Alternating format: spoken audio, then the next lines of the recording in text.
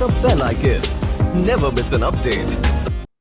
आज हम डिस्कस करेंगे कि जैसा कि आप लोग जानते हैं कि मिड कैप फंड्स आजकल बहुत ही ज़्यादा पॉपुलर हैं, क्योंकि मिड कैप फंड्स में रिटर्न्स भी एक ज़्यादा आती है और उसमें रिस्क भी बहुत हाई होता है। तो ये फंड सिर्फ उन लोगों के लिए सुटेबल हो सकते हैं those people have patience to stay in the fund for next 5 years और मोर, यानी कि 5 साल या उससे ज़्यादा अगर आप फंड में स्टे रह सकते हैं तो आप इन फंड में इन्वेस्टमेंट करिए, इन फंड से आप दूर ही रहिए। तो दोस्तों, मैं हूं आपका दोस्त and host Harinder Pal Singh and you have started watching HS money Mantra channel. Video subscribe करने से पहले या देखने से पहले आप जान लें कि जो आपको वीडियो में ज्ञान दे रहा है उसकी क्वालिफिकेशन क्या है, उसका एक्सपीरियंस क्या है, क्या उसका वर्थ वाइल भी है या वो इतना वर्थ इट भी है कि वो आपको ज्ञान देने लायक है भी या नहीं। तो दोस्तों, आज हम बात करेंगे मिड कैप फंड्स के बारे में। हिंदुस्तान की म्यूचुअल फंड इंडस्ट्री में लगभग 25 यानी कि 25 मिड कैप फंड्स हैं। उनमें से सारे ही मिड कैप फंड अच्छे नहीं है, लेकिन कुछ मिड कैप फंड फैंटास्टिक है। उसमें से हम एक फंड की बात करेंगे जो कोई और नहीं, वो है SBI magnum mid cap fund. इसकी बहुत ही कंसिस्टेंट परफॉर्मेंस रही है। जैसा कि आपको मालूम है कि एसबीआई म्यूचुअल फंड एक अच्छा खासा रेनाउंड म्यूचुअल फंड है जिसके पास हिंदुस्तान में सबसे ज्यादा कॉर्पस है। इस फंड के अंदर भी 13,202 करोड़ रुपए की इन्वेस्टमेंट है, यानी 13,202 करोड़ रुपया लोगों ने इस फंड में इन्वेस्ट किया है। और वैल्यू रिसर्च जो रेटिंग्स है इसकी, वो 5 स्टार रेटिंग है, जो कि हाईएस्ट रेटिंग होती है, आपको जैसा मालूम ही है।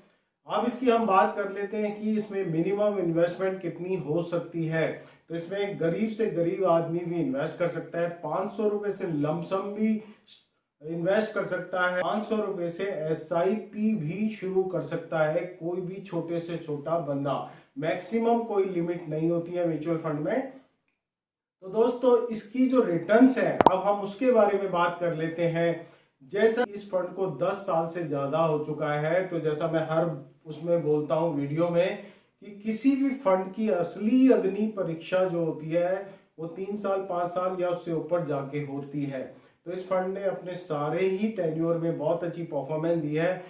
पिछले 1 साल की जो रिटर्न है वो 22% की रिटर्न है। पिछले 3 साल की जो रिटर्न है वो 32.5% से भी ज्यादा की रिटर्न है। पिछले 5 साल की रिटर्न भी 22% है और पिछले 10 साल की जो रिटर्न्स है वो 21.66% है। फ्रेंड, ये जो मैं रिटर्न्स आपको बता रहा हूँ 13 नवंबर 2023 के हिसाब से बता रहा हूँ। Last but not the least हम बात कर लेते हैं स्पेशली उन लोगों के लिए जो ओल्ड थॉट स्कूल के लोग हैं, जो एफडी से अपने आप को निकाल ही नहीं पा रहे हैं हिंदुस्तान में। वो रिटर्न्स भी कम ले रहे हैं, at the same time high taxes भी दे रहे हैं। तो हम इस फंड को कंपेयर कर लेते हैं कि अगर 5 साल पहले एफडी में किसी ने 1 लाख रुपया इन्वेस्ट किया था तो उसकी रिटर्न्स क्या रही, और अगर उसी टाइम पर किसी ने एसबीआई मैग्नम मिड कैप में 1 लाख रुपया लगाया था तो उसकी रिटर्न्स आज की डेट में क्या है। तो दोस्तों, जो एफडी में गया था उसने अपने 1 लाख को 1,38,000 रुपए ही बना पाया, लेकिन जिसने इस फंड के अंदर इन्वेस्टमेंट की थी वो लगभग 1 लाख का 2,71,000 रुपए बना चुका है अभी तक दोस्तों। जी हाँ दोस्तों, 2,71,000 रुपए पिछले 5 साल में अपने 1 लाख के वो बना चुका है, यानी कि उसका प्रॉफिट जो होगा वो उसका 1,71,000 एक्स्ट्रा बन चुके हैं। आप चौंकिए मत दोस्तों, यही है म्यूचुअल फंड की महिमा और यही है कंपाउंड इंटरेस्ट की महिमा।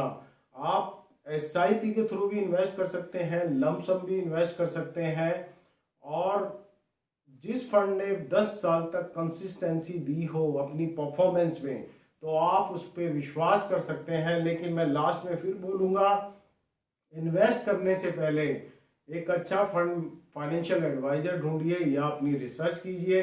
अगर आप लकी वन हैं तो आपको श्री कृष्णा जैसा फाइनेंशियल एडवाइजर मिल गया तो आपकी बल्ले बल्ले हो सकती है।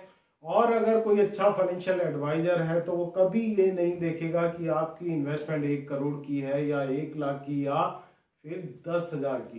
तो दोस्तों इसी के साथ विदा लेता हूँ।